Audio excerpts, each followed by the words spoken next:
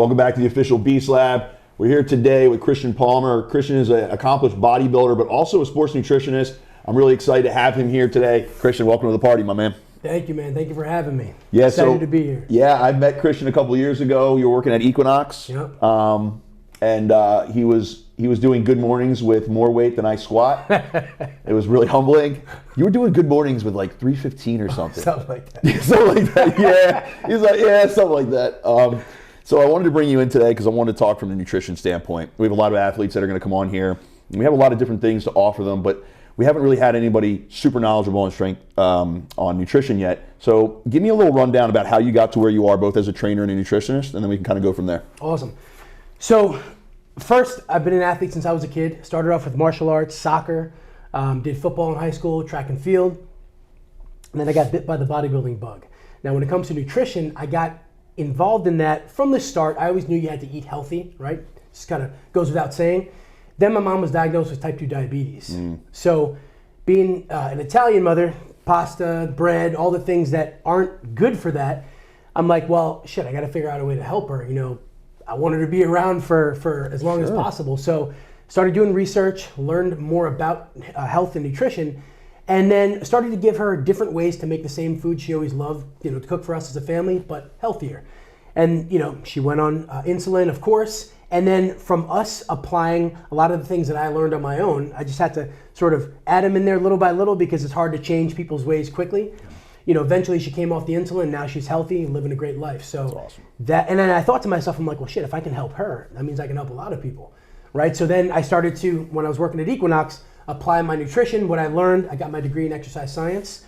Then I got into coaching people because I'm like, well, I had people asking me questions. Hey, do you do coaching? Could you get me ready for a show? And I'm like, all right, let me give it a go. And then, you know, just sort of one thing led to another. That's awesome. Where'd you get your degree at? So I got it up in Orange County, New York. Oh, cool. Awesome. Yeah. And then where was your first job as like a coach? So first official was actually at Equinox. Okay. So I was coaching people, family members, friends. I started really in high school because people were always like, oh, can I come work out with you? And I didn't do it, you know, to ask for money, but I just realized that I had a knack for turning ideas into action, right? I could look at people, how they move, correct it well with not a whole lot of work. And then, funny enough, I was actually washing my car at my dad's house. This guy drives up the street, pulls into the driveway, and I'm like, all right, what's going on? He walks up, he's like, you a coach? I'm like, yeah, I don't really coach many people yet, but yeah. He's like, well, I'm looking for a trainer. He's like, I live right up the street, you know, my name's Ben, you know, blah, blah, blah, blah. Or Dennis, I'm sorry, his name was Dennis. And he's like, I mean, I'll pay you, you know, just let me know what it is and we could just use my gym. And I'm like, all right, cool. So started training that guy for like $20 a session. Dude, I was so green. Like I knew what I was doing, We but all I was been through doing it, the man. game, you know? Yeah. And it was cool because he was a real cool guy, introducing some other people. He was actually a cop. So learned, you know, a lot about just communicating with people, about business, about how to make all those pieces work. And then, you know, fast forward, I started working at Equinox in 2013. Learned a ton there, met a lot of good people, learned how to be a business owner, and then 2019 went off on my own and started Relentless Fitness and Nutrition. Wow, yeah, like a real like entrepreneurial spirit. You know, like there are a couple of things to remember though. Children, if a man stops you on the street and asks to come to his garage, usually that's not the move. Yeah. Christian obviously assessed the situation correctly, so good for you. But, and then also a second kind of funny point is people always talk about when you're a bigger guy, like you're getting real big so that women come and talk to you. It doesn't work like that at all. Dude. Only dudes come and talk to you. Only dudes. That is so true. It's funny because with women, when they want to get skinnier, oh, it's going to attract guys. Guys, we like muscle. We like thick women, right? Same thing with guys.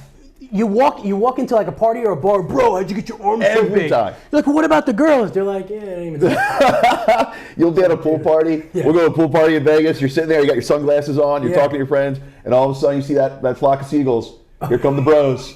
And you just see them, oh, dude, here they come. Hey, man, what's your split like? Damn it. No. Okay. Yeah. So that was a short little aside. But, okay, so now the nutrition part, really cool backstory to how you got into it. Where did you then take the nutrition? Because now you got clients, right, from a training standpoint. Then how did you move more into the nutrition realm?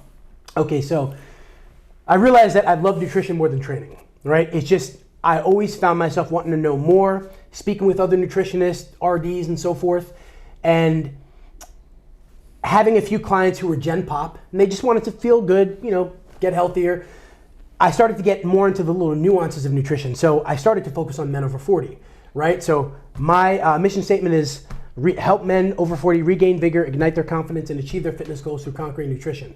And then I got interested in blood work, testosterone, hormones, how that all works, right? The clients that I ended up with at Equinox were all really men over 40, high-level CEOs, entrepreneurs, and so forth, and I realized that I understood their problems. I'm like, what keeps you up at night? What are the things that you are pissed off at when you look in the mirror, right? What's your relationship like with your wife? These are the conversations I ended up having with them. And they would tell me, like, Christian, man, like, obviously business is great. He's like, but I don't have a sex life anymore, right? Yeah. I can't get on the ground and play with my kids because my back hurts, my knees hurt. And I'm like, damn, that's rough. You got a little kid, Daddy, I want to play, and you can't do that.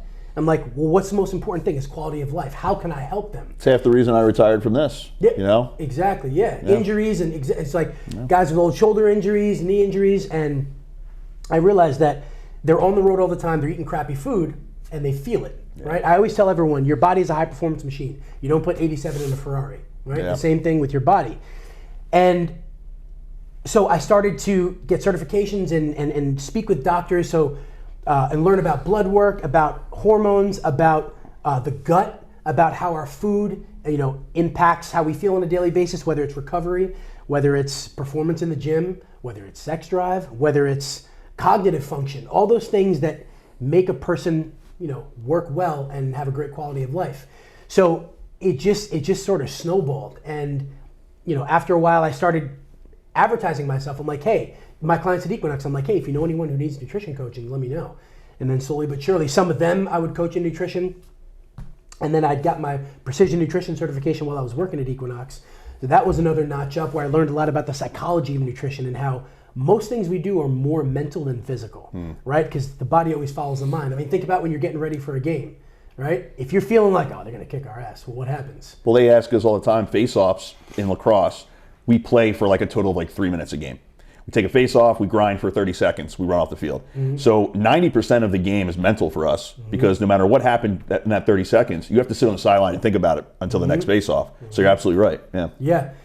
And I realized that also impacts how well your gut works, right? So mind-body connection, there's something called the vagus nerve, which attaches the brain to the gut. And that's why when someone gets nervous, think about a time when you might have walked up to a girl or you wanted to, and you saw her, you're like, wow, she looks, right? You walk up and you're like, right? Your stomach's all woozy. Yeah. And you're like, oh man, my stomach, because it's connected. Whatever we feel here affects this. And a lot of my guys who were traveling all the time, they're always on the road. They're always eating fast food. They got business deals. Things are making them nervous. They lose a client, whatever it might be. The wife calls. She's mad about something. The kids need something.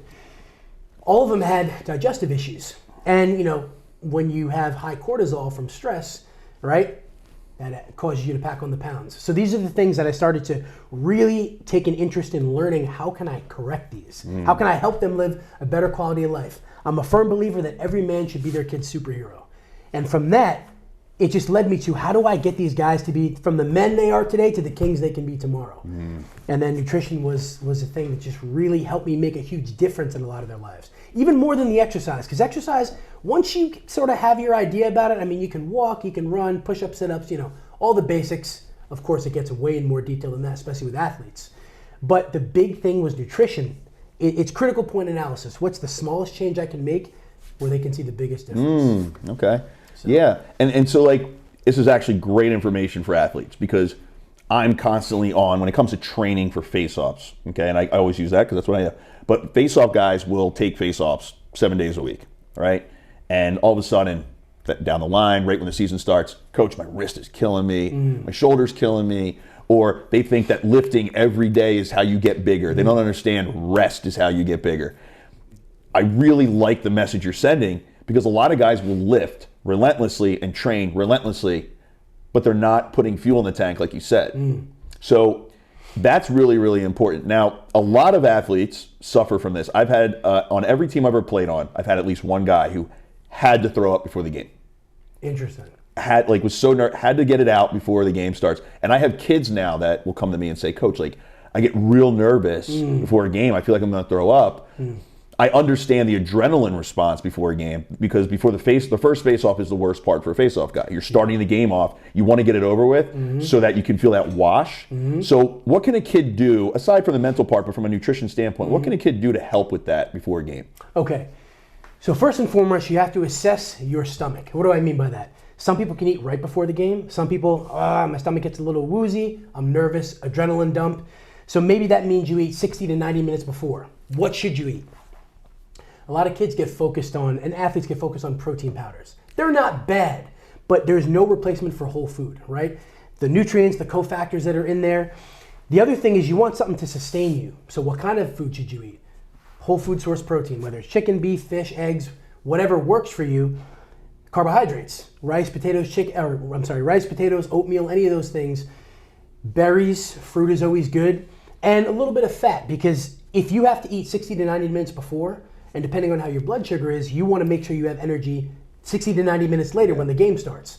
So that's why something like oatmeal, something like rice, add some fat in there, because fat slows gastric emptying. It's what allows the food to digest even slower, right? You want to make sure there's some fiber in there, so eat some vegetables with it. So really a well-rounded meal is a good idea. Things you don't want to focus on. Processed foods, right? Just things that are high in sugar. Energy comes up, and then you get a dump, right? Yeah. Caffeine, it depends. I don't usually, a lot of athletes and kids tend to love pre-workout, right? And it's got a half-life on it, right? It's only gonna last so long. So the other thing is I don't like people to look at them as a crutch, right? Like, oh, I need pre-workout before every game, I gotta get psyched up. Because when you don't have it, it should be the motivation and the drive to win should be all the motivation you need, especially if you're a kid. You got all the energy you need. Yeah. Right? So fuel yourself 60 to 90 minutes before. If you can do 30 minutes before, and that's fine, and you don't lose it all, cool. But generally a well-rounded meal. Okay. Yeah, and that's a good segue into what I want to talk about next, because I've talked to some other athletes. The first questions we always get, right, especially if you're a bigger guy, what kind of supplements do you take? What kind of protein? And how many days a week do you lift? But no one ever asks, what do you eat? Right? So talk about the supplementation, because I don't think people understand the word supplement. Yep. And I think they just think it's protein powder. But talk about the word supplement and how it should feed into your nutrition. Okay. So supplement means to add to, right? You should already have a great foundation of nutrition to begin with. What does that look like? That's eating at least 3 times a day. I usually encourage 4, because people usually get hungry in between either breakfast and lunch, lunch and dinner, or after dinner, right? Especially when you're an athlete also, you want to make sure you have nutrients in your body throughout the day. Yeah. So you want to make sure you cover all your bases. How do you do that? I like to give people, without measuring, the rule of hand and fist, right? So for an athletic individual, let's say a guy, working out at least 3 times a week as far as strength training, let's say you're also doing training for lacrosse or whatever it might be, you want to have at least 2 portions the size and thickness of your palm of protein per meal, right? Let's say 3 meals or 4, doesn't matter. When it comes to carbs, 2 fists of carbs per meal if you're very active. If you're not as active, or let's say it's a deload week or an off week, whatever it might be, you can cut that in half, 1 fist per meal. Fat, 2 thumbs, whether that's oil, whether that's nuts, whatever it is, the volume and the size of 2 of your thumbs per meal, right? When it comes to supplements, now once you have that all, well, let me get to water also. Yeah. Water, your body weight, your lean body weight in ounces, half of it is the minimum, so half your lean body weight in ounces. Ideally, I like more than that. For the average individual, what does that look like? That looks like 96 to maybe 128 ounces a day. So almost 3/4 of a gallon to a gallon. And people are asking lean, that's muscle tissue, bone, etc. Because they're going to say, well, what about, I weigh more than 126 pounds. Just okay. Yeah. So, and then, okay, supplements. Good things to start off with. So if you're going to use protein powder, again, I say don't use it as a crutch. It's not the secret to getting big and becoming bigger, stronger, faster. I've made that mistake, we all have. You buy the tub of protein powder and it's done in 3 days. Oh man, I'm not big yet, what happened? Right? Yeah. It's just protein. It's no better than chicken, it's no better than fish, it's no better than beef or anything like that. But if you're going to use it, I say use it if, 1, you're in a pinch, right? So I'm in a rush, and it can be part of your daily routine. Let's not make that mistake in saying you shouldn't, need it ever. If you're in a rush in the morning, you're getting up, let's say you're getting ready for school, if you're in high school or college, whatever it might be, and it's faster and you're consistent with it, go with it. But I always encourage whole food meals, as your foundation. When it comes to the types of protein powder, they're really all good, but I say listen to your body. Yeah. I've got a lot of clients who are lactose intolerant or have a lactose sensitivity, and they'll use something like casein. And a lot of people read that, it's great to consume before bed because it digests slower, which is not bad. But does it leave you bloated and gassy after you have diarrhea? If that's the case, it's not like you need it. Again, you don't need it to get bigger, stronger, faster. Yeah. So I would say, if it doesn't work well with you, use something like Isopure, which is they offer a lactose-free version. Or I actually started using beef protein isolate now. I've heard of it, and Yeah. I actually tried a version a couple years ago. I forget what the brand is now. What do you think of it? It's good. It depends on the brand you buy and the flavor. So oddly enough, I'm not going to talk about any brands, but I had tried some. The first time was probably about 5 years ago at a bodybuilding show. They had little samples they were giving out. It was raspberry flavor. It was the worst. Can I curse on here? Oh, yeah. Okay. It was the worst shit I ever tasted. Yeah. It was disgusting. And that's just because however they processed it, and that flavor was terrible. Wait, raspberry meat protein? Yes. Holy shit. Yeah. Terrible. Terrible. So if you ever see No. that, don't drink it. No. All right. Then I started using a newer brand now within the last 2 years, and it's chocolate fudge. It's great. Yeah. Great. Texture's great. It works well. Right. Chocolate and vanilla just always work well. So if you have a lactose sensitivity, there's also egg protein. Mm-hmm. So that's another option. For some people, it gives them a little gas, which is not necessarily bad, but your wife or girlfriend or whatever might not like it. So, but that's what I say as far as protein is use it when you feel like you need to. Don't make it a crutch. Yeah. When it comes to vitamins, first and foremost, vegetables are the best way to get micronutrients in, right? So easiest way to get greens in, I'll tell, especially like a lot of kids say I don't like I've got some athletes now, one kid who plays basketball, two who play football, and one who plays baseball. They're like, I don't like vegetables. Yeah, grown-ass men say that. Dude. Jerry, my business partner, FOA, he just started eating vegetables like a year ago. Yeah. And I'm like, well, you probably just don't know how to cook them well. I always say there's no boring food, only boring cooks. But anyways, keep it simple. Put it in, add some fruit and then some spinach or like those spring mixed greens. They got a couple different kinds of lettuces and whatnot in them. Throw it in a blender. There's your vegetables in the morning. Yeah. Right? Maybe do it in the afternoon. If you're going to like put your foot down, I'm not going to eat them. Right? Or start simple. Take spinach, wilt it down. I mean, it turns into nothing. A whole bag turns into nothing. And just eat it. Or maybe some garlic and olive oil with it. I always say keep it simple. If it's something that you're going to do, then that's fine. Yeah, and you know what? There's dressing, man. Like, I don't like lettuce. Like, when you order a salad and it's just like lettuce, and no, man, don't give me the filler. Give me the vegetables. Yeah. And then you can just put some Italian dressing on it and it's fine. Yeah. That's the thing is like, it's not that you don't like the food. You probably just don't like the way it's prepared. Mm-hmm. Dressing, it makes things so much easier. Yeah. So focus on getting vegetables. I say at every meal. How do you do that? Again, in the morning, maybe you take fruit and some veggies, blend them up. You mainly taste the fruit, so it's not even a big deal. Lunch, a little bit of veggies. Dinner, a little bit of veggies. And a little goes a long way. The big thing is, do you do it every day? So vitamins. I'm definitely a fan of multivitamins, but I'll say for kids, focus on the nutrition aspect first because kids process food so well, they get so much out of it. As we get older, our efficiency with processing food and protein synthesis and all that good stuff starts to diminish a little bit. Depends on, interestingly enough and not surprisingly, the more active you are, the better you are processing your food, right? So if you're sedentary, it's not as good.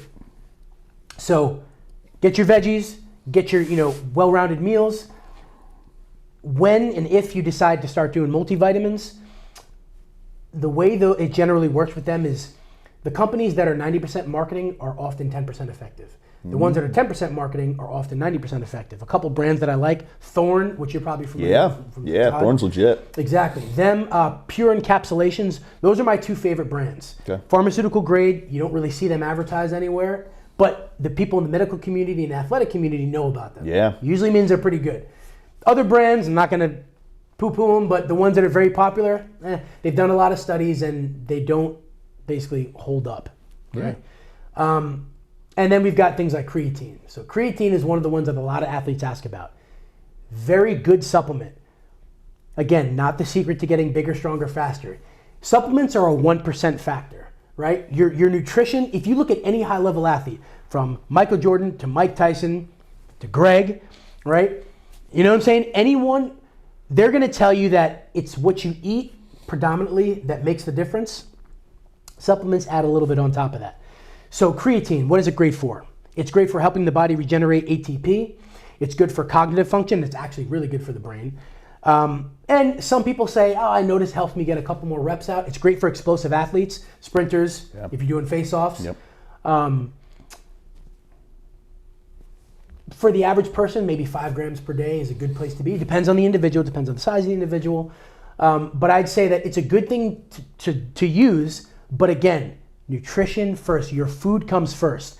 I would say if you're in the first few years of lifting, don't even worry about it. Don't even use it. Yeah, you won't even notice the difference because you just started. Exactly. When it comes to the creatine thing, and a lot of athletes will ask with their supplements, should I take it in the morning? Should I take it before my workout? Should I take it after my workout? Generally with creatine, I was like, look, you already have creatine in the body. It's just that you need more of it to get that effect. Correct. So as long as you take it the same time of day, every day, is that kind of what you tell your clients too? Yeah? Okay. Yeah. And the big thing is consistency. So there is some research out there that shows that when creatine is consumed with high glycemic carbs, like something you might eat after a workout, it helps to improve your use of it, right? It improves your body's ability to assimilate it. But in general, that's not the secret factor. Like if you don't do this, you're going to lose your gains. As long as, like you said, as long as you get it consistently, you're fine. Cool. And what kind should you use? Creatine monohydrate, it reigns true to be the best. There's so many different kinds of creatine. And remember, don't fall into the trickery of marketing, right? Every company is going to tell you that theirs is the best. And there's a lot of great ones out there. And, it's cool. I understand. Everyone's got to get their piece, right? But if somebody comes out with some new crazy special creatine from like Mars or whatever, and they charge way more for it, understand it's BS. I'm telling you right now, if it comes from Mars, I'm going to try it. Well, so I always liked ONs because I generally, when it comes to creatine monohydrate, I look for the most boring label. Is there any difference really? People ask caps or powder when it comes to taking your creatine? No. So caps are just powder encapsulated, right? There's no difference at all. The one thing I will say is it depends on how you use it. Because creatine by itself, it's gritty, it doesn't taste great. Yeah. It doesn't matter. I've had clients who just put it in their mouth, water like people do pre-workout. Dry scoops. Exactly. So capsules are easy if you're traveling, right? It's great so you don't have to carry that big container, but no difference. Okay, awesome. Now when it comes to other branch chains like glutamine, L-arginine, how do you feel about those? Do they have really any effect? Because I know creatine's a cornerstone, but tell me about the other ones. So arginine is great. It's great as a vasodilator. It helps with blood flow, and there's a lot of those. There's a lot of pre-workouts that have L-arginine in them. I mean, anything that helps with blood flow, I'm always a fan of, especially for recovery. Glutamine is great, especially for gut health, and it's the most abundant amino acid in the body. So I'm not opposed to using those and making your little cocktail and just using them on a regular basis. Again, when it comes to kids, the more high level an athlete gets, the larger difference you'll generally see with these supplements. And what do I mean by that? Because kids, just again, their bodies tend to work so well. Yeah, they're running rubber batteries. Yes, exactly. So you're not going to notice a huge difference. But let's say a powerlifter, once they get towards their strength ceiling, you got a guy who's bench pressing 800 pounds. All right, any 1% more you can get, we're going to do. We're going to squeeze every juice out of that orange, every bit of juice. When you have a kid who's been lifting for a year and they literally go into the gym, they pick up a bar once, walk out and grow, you're wasting your money. Yeah. I'll say focus on a sound program. Greg mentioned recovery before, which is extremely important.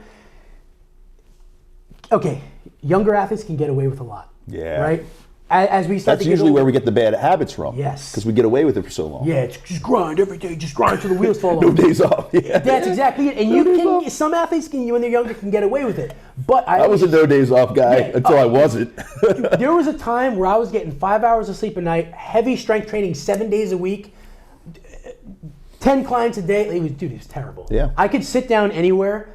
I could be talking to somebody and I'm like. Yeah, you start to drink Red Bull right before you take a nap. Dude. Yeah. It's terrible. We've all been there. That's what your 20s are for. Yeah, exactly. And my challenge for a lot of younger athletes is also, well, yeah, you're doing it 7 days a week, but how much better could you be if you weren't? Right? That's a man. That's kids who are watching this are like, oh God. Yeah, I don't wanna Greg hear that. Greg scripted this. Yeah. I mean, I say it all the time. Like, what you're doing might work right now. Yep. But don't you want to be here? Yeah. The only way to get here is to do what I'm saying. Yeah. And, think about a lot of high-level college athletes, pro athletes. Yeah, a lot of them had we'll call it the bro-ish way when they were younger. But they'll get to a point where there's a coach that sees something in them and is like, look, you got to think about the future. Think about your progress, chance of injury. I've had, especially baseball players, quarterbacks, or baseball players in regards to pitchers. I've seen a lot of young kids with shoulder injuries because they do the same thing too often. That's why when you're younger, it's important for kids to do a variety of activities, right? So I've had athletes who do lacrosse, they do football, they also might do baseball or hockey. And that's, it's good because a change of activity is rest, technically, in a way, right? But then there's also how many days a week you're going. If you got homework, if you got athletics, and it's stressful being a kid. There's a lot of things you got to deal with. But I would say sleep, number one. You got to make sure 7 to 9 hours of quality sleep. It's not I'm on my phone and I fall asleep and then I wake up and I'm back on Instagram and I fall asleep. Take the phone, throw it across the room, get 7 to 9 hours of quality sleep. And your strength training, don't train every day. Think about this. You grow when you're not in the gym. Right? Look how big he is. Listen to him. You do the damage when you're in the gym, the good damage, right? But you grow when you're outside of the gym. So if you're in the gym too often, you're not growing as much as you could. You can't sleep while you're awake. Correct. Right? Like you can't sleep while you're awake. Exactly. So you've got to cherish those times you're not in the gym. When you're in the gym, bust your ass, do what you got to do. Then outside of the gym, you get the nutrition, get the sleep, and the guys you see that are successful have done that. They've gotten plenty of rest. They've put in plenty of work, but like I said, plenty of rest. Yeah, and that's one thing, like if I look back on my career, one of the only things I regret is that I didn't allow myself to rest when I should have. Yeah. And even when I did rest, I was worrying about what I could be doing. I think guys have to understand there's this difference between being smart and lazy. Yes. Right? And when you, especially with Instagram, especially with social media, everyone's only posting their best shit, man. Right? Like I'm not deadlifting 585 pounds for 12 sets every week. I post with one because I want you to see I can do it, but I'm not doing that every day. Yeah. And I think kids have to understand that. And I keep saying kids because most of these guys, when they're younger, they're going to be doing the damage to themselves. And I feel like the cool person to listen to is the one who's constantly like, look what I'm doing and you should be doing this. So they're the ones that you start to listen to when you're younger. The guys like us, people roll their eyes, and the ones who actually care and try to don't make the mistakes we made, you can be better than us. We don't, we get kind of, it's like a dad voice. We kind of get like, shredded out. So when it comes to nutrition from a recovery standpoint, you competed, you played a game, whatever it might be. What do you do leading up to when you go to sleep that night? Okay, so good things to do are one, make sure you're not too amped up when you're ready to go to sleep, right? Why do I say that? There's fight or flight, and then there's rest and digest. So something I'll tell, my athletes is that, okay, let's go, we'll branch off into post-workout and then go into before bed. So post-workout, a great time to eat is once your heart rate is down to your resting heart rate, right? Because when your heart rate is up, it's fight or flight. There's a lot of blood in your periphery, your arms, your legs. That means it's not in your digestive tract, which that means you don't have enough resources to have quality digestion. So sometimes athletes can get bloated, gassy. So I'll say, use either take it with your fingers or everyone's got an Apple Watch or whatever it is. Make sure your heart rate is down to resting, then it's good time to eat. Same thing when you're going to sleep. You might still be amped up from the day. Sometimes phones and social media, right? That blue light, it gets your brain, it stimulates your brain. So I'd say leading up to going to bed, whole food protein. This is a time where I'll say just nix the protein powder. It's just whole food protein, good carbs, right? And also judge what you feel like. Some people can't eat a big meal right before they go to sleep. So what's your timing like? Maybe it's an hour before you go to bed. Allow that food to start digesting a little bit, helps you sleep better. Stay off the phone 30 minutes to an hour before, although that's hard, maybe 15 minutes. Yeah, don't scroll till your eyes fall asleep. Yeah. Some fats, again, almonds, avocado, cashews, walnuts, maybe it's a steak and there's the fat in that. And it's just, the big thing is down regulation. Make sure you're calm when you go to sleep.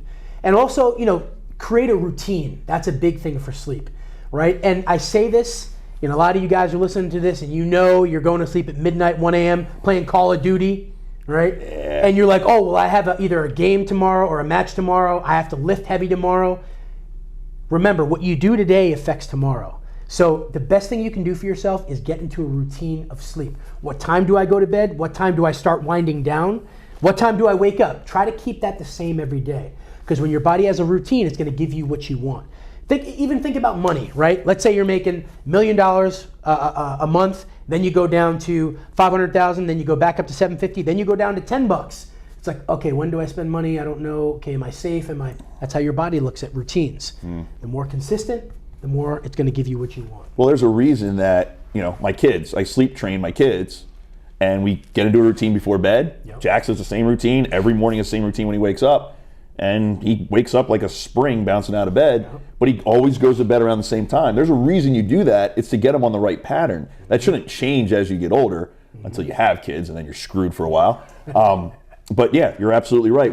So when we talk about the nutrition and the supplementation, the sleep stuff, when I want to, how do I know I'm getting enough sleep? Not just I feel a little bit tired, because we generally feel tired in the morning, but how do you know as an athlete that you're getting enough sleep?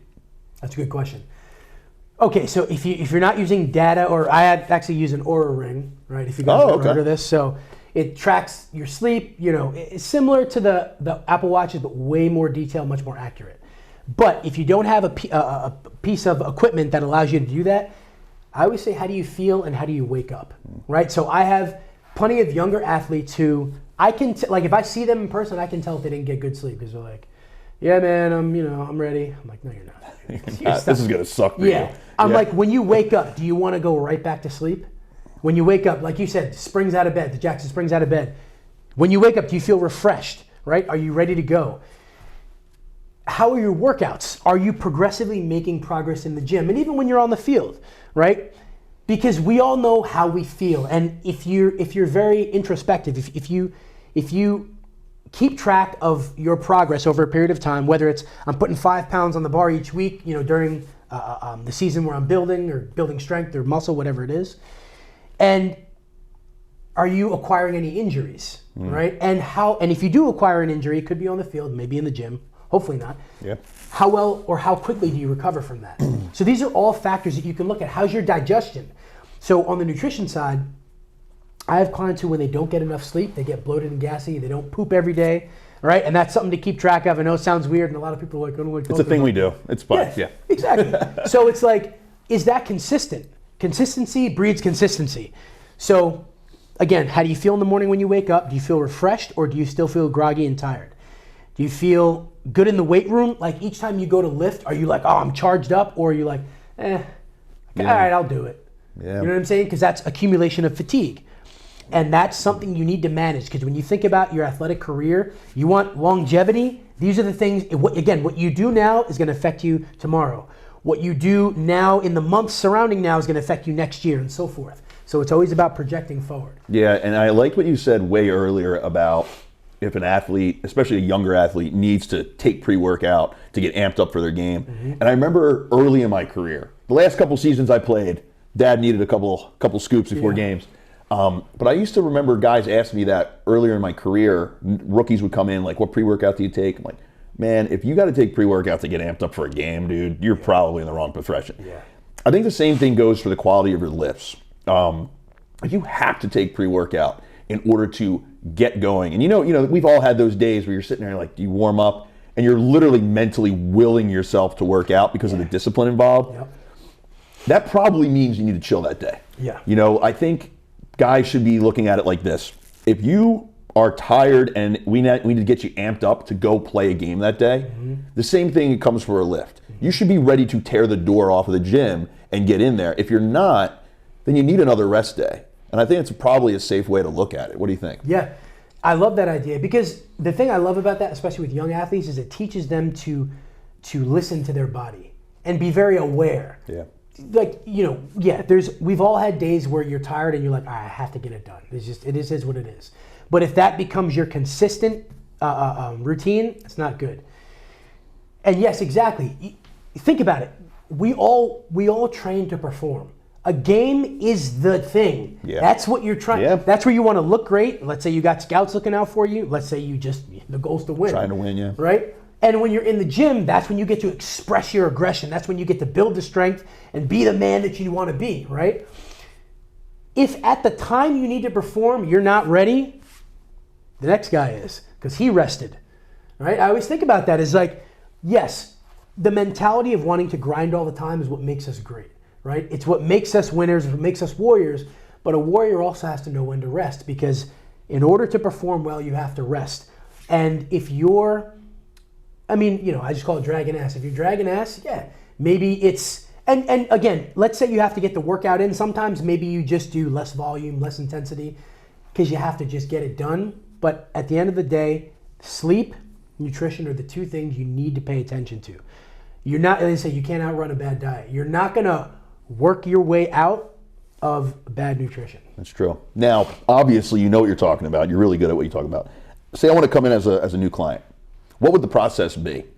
As far as nutrition? If I wanted to come work with you, okay. Yeah. So the first and foremost, we'll have an initial call, right? So these discovery calls are where I find out more about the person, their goals, what their lifestyle is like. That's a big factor, right? And obviously that changes if someone's in high school versus, a family and a job. So the first thing is, what are you trying to do? Someone might say, all right, well, I want to build muscle. Okay, cool. And then I'll find out what the other things they want to do. Or, what are you trying to do? Well, I want to get faster. I want to be what I call a GPP, generally physically prepared. This hurts, that hurts. I can't really run like I used to. I don't feel so good. So I want my body to feel better. Maybe it's my digestion's terrible, and so forth. So we have that conversation. I find out what your commitment level is, because I need to know what the expectation is of you, and I want you to know what to expect from me, right? And then we'll talk about communication. I look at, so in regards to schedule, that's how I determine how many meals a day a person might eat. So this also plays a factor in high school kids. So I just had 3 high school football players, which I was helping with nutrition, because they were getting their asses kicked on the field because they were too light. Right? They were like 140, and they were just getting smashed. Clavicle dislocation and all these things just because they're too skinny. So we were able to put like 1.5 pounds on them, 2 pounds per month. But part of it was, how do I get them to be consistent? Because you know how kids, they want it, but they don't understand all the importance of all the details. And they all think that they're eating enough too, which is hilarious. Yes. I remember when I was a pure ectomorph in high school, and I got to Penn State around 160, between 160 and 170. Okay. And I was telling the strength coach, Brad Panther, I'm like, I eat all day. He goes, all right, what'd you have for breakfast? Like, well, I didn't have breakfast. He's like, all right, dumbass. Go to a sports nutritionist. Yeah. We do a log. I'm eating like 2,000 calories a day as a human furnace, right? And I think that's a wake-up call that a lot of athletes need. Yes. Yeah, and that's exactly it, because you'll ask their reference. I eat a lot. It's one meal. They'll shovel food down. The rest of the day, I woke up late for school, hair's like this, like I just got out the door, And then at nighttime, I was playing Call of Duty, and I didn't, eat dinner. So I'm like, that's exactly what I had to do. I'm like, I want you to write me a food log of the last 2 days and be honest. Because sometimes people, will write, oh, well, I had this, and, So knowing where they were will help us determine where we need to go. Yeah. And that's really that initial call is the most important part of the process in the beginning. I need to find out what's my expectation of you. Here's what to expect of me. Here's what really needs to happen for you to succeed. A lot of times, like with kids, they won't understand. You got to do this every day. And you have to eat a lot more than you thought. The first message I got from 2 of those 3 kids was like, dude, this is like a homework assignment. Yeah, it's a full job, man. Yeah. You should feel full most of the day. Yes. I'm like, dude, you're doing agility training 3 days a week. You're doing strength training 3 days a week. You've got practice. You've got, you're burning calories all freaking day. Not to mention you're 18. You're 18 years old. You can eat a pint of ice cream and have a 6-pack. Yeah. I'm like, and you're trying to gain weight. So you're burning how many thousand calories a day? And now we have to eat more than that for you to gain weight. And you got to get to sleep. I'm like, if you really want to be great, man, this is what it takes, and this is when it starts. I always love to use examples of athletes we all know, right? Fill in the blanks. I'm like, they started this when they were your age, in fact, younger. You want to be there or even be close to that? Success leaves clues. Yeah. So that's a great point. What's your website where people can come find you? So relentlessfitnessandnutrition.com. I'm also starting to get my YouTube channel all together. Cool. Do you have the URL for that? So that one is Relentless Fitness and Nutrition. Okay. And my Instagram is Christian F as in Frank. So Christian F Palmer on Instagram. Awesome. Yeah, you guys can find Christian. If you guys love this interview, which I hope you did because it was awesome. If you guys love this interview, go to the VOD here on Official Beast Lab, and then scroll down too because we have a lot of great guests. Also follow us on Instagram at Official Beast Lab. Also on Twitter, the O Beast Lab. Christian, I can't thank you enough, man. That was awesome. I really appreciate talking to you, brother. All right, guys, take care.